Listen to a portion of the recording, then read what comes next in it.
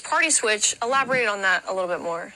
Yeah, so a lot of people will try to argue with you saying that, well, Republicans, yes, they'll agree that Republicans freed the slaves and that Republicans, were in favor of civil rights, but then they'll say that there was this big switch. It's like, okay, when did this switch happen? It never happened. Over the course of 30 to 40 years, you maybe had a handful of people that switched parties. You will always see like different slight alignments changing over the course of decades when it comes to political parties, but there was never a grand moment of them being like, okay, well, we're now the Democratic Party and you're now the Republican Party and we are going to take over these issues. That simply never happened. That's a myth. See, this is the exact problem about hanging out with professional mouth breathers, that you even agree with the party switch. Because it's an evolution. There are zero people other than the right wing that genuinely think that two people just came together from each party, stared at each other and was like, hey, let's switch entire policy positions and where we fall on issues and everything. Zero people believe that other than the freaking least educated among us. Before we get into the party switch / evolution, let's talk about Lincoln a bit, because he was involved with tons of political parties. Most notably, he was a lifelong Whig member, as in the Whig political party, not hair.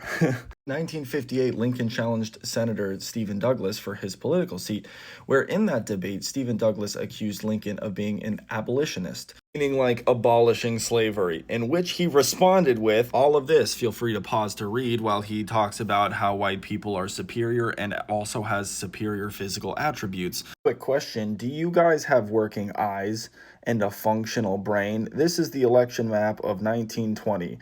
Yes, the modern day Democrat stronghold of Alabama, Louisiana, and Arkansas.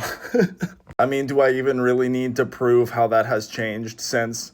Really? States' rights Democrats, otherwise known more commonly as Dixiecrats, only operated in the South. That's why they split from the actual Democrat Party of the North. You can see their ideology and their battle to own people flag.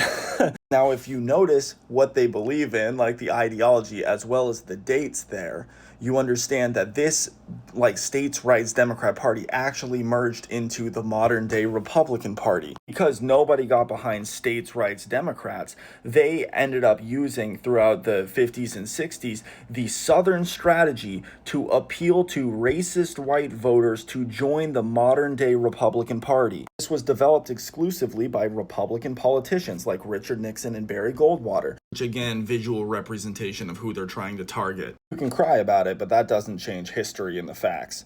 There was a party evolution.